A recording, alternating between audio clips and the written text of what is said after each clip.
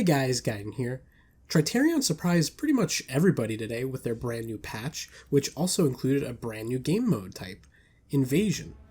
Now, if you're familiar with Chivalry, you'll know this is a throwback to the old Invasion mode, where they had epic, grand, big battles on huge maps where there were tons of different objectives to win the game.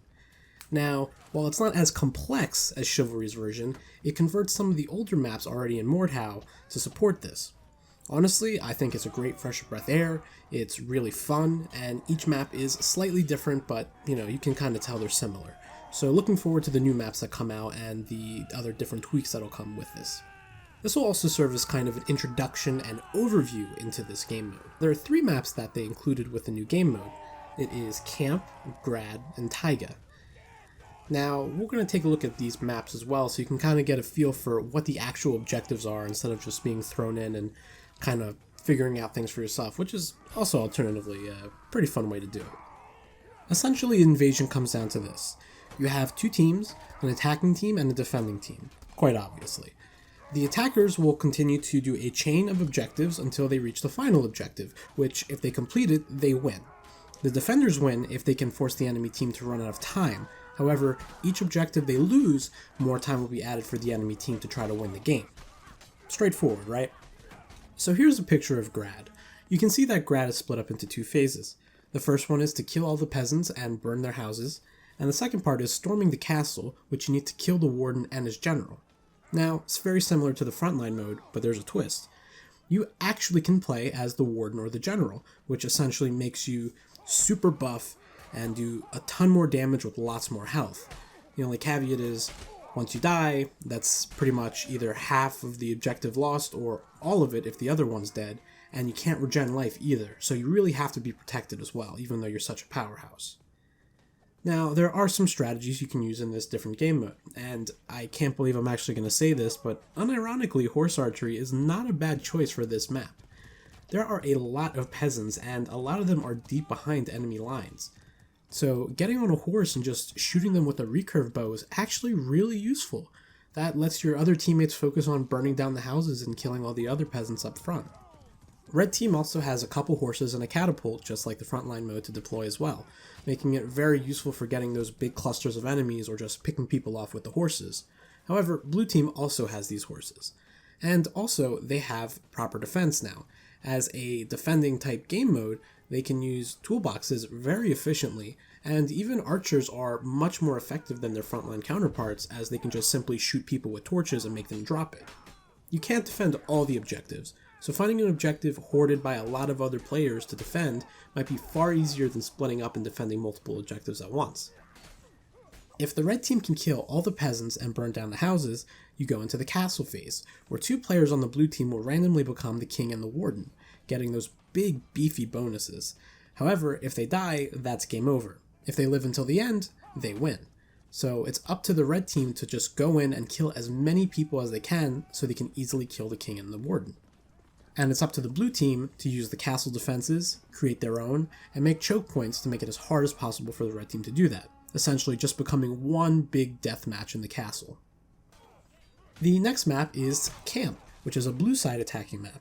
It's extremely straightforward, with blue having to push a payload all the way to the siege towers, then placing explosives to destroy them, then continue to move the cart all the way into the enemy base and blow it up, somewhat similar to the frontline game mode. It's pretty straightforward, but red will be having a catapult on defense as well as some horses, so they'll make sure to give blue as much trouble as they can. It's a lot less in detail than Grad, but it's a far more straightforward map. Red has plenty of options on defense on this map, just like its frontline counterpart. With a siege ballista, catapult, and horses, they can easily overwhelm and stop the payload. However, if blue can manage to capture or destroy a catapult or the horses, and use their own horses, they have a chance to really overwhelm the enemy and push the payload as fast as they can. Since it is a payload-only map, it does make for an interesting change of pace. The last map included in the Invasion mode is Taiga, which features a little bit of everything and each objective is unique. The first of which is similar to Grad, where you have to slay all the peasants in the woodworking camp. After that, you can push up all the way into the encampment and destroy all the buildings with fire. Once you complete that on red, you can move to fill up a cart with explosives, then the final objective is pushing a payload into the mines to destroy it and win the game. The first point is quite difficult to defend as blue.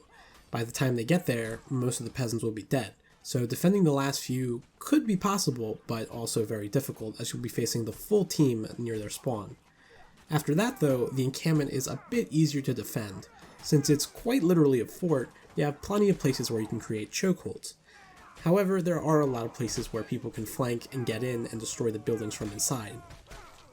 Since you need torches to burn down all the buildings, archers should have an easy time finding them and harassing them, forcing them to drop it. Also, people on the front line should easily be able to pick these people off.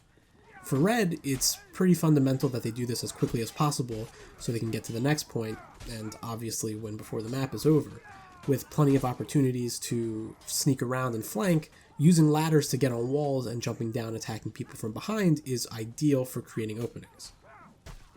If red manages to get past the encampment, they can then fill up a cart with explosives to destroy it in the mine.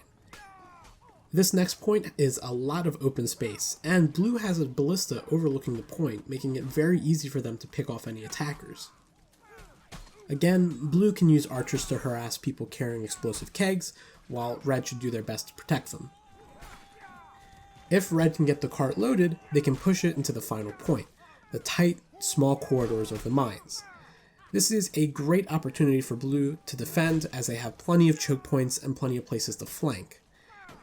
Using fire bombs, making your own ballistas, walls, spikes, long pole arms, basically making it hard as possible for them to navigate these really small corridors that are very narrow. There are also some open areas with a lot of elevation where people can come flank from all sides by jumping down.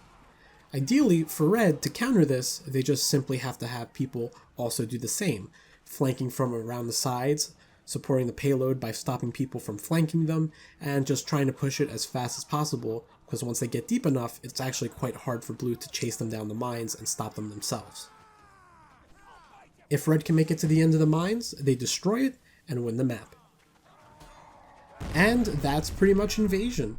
Invasion is a fun game mode that brings back some life to Mordhau, and I'm really excited what Tritarion has next for us, especially with new maps coming out that'll also maybe have their own invasion game type as well. It's a really fun game mode, and maybe I'll see you on the battlefield. So for now, this has been Gaiden. Thanks for watching.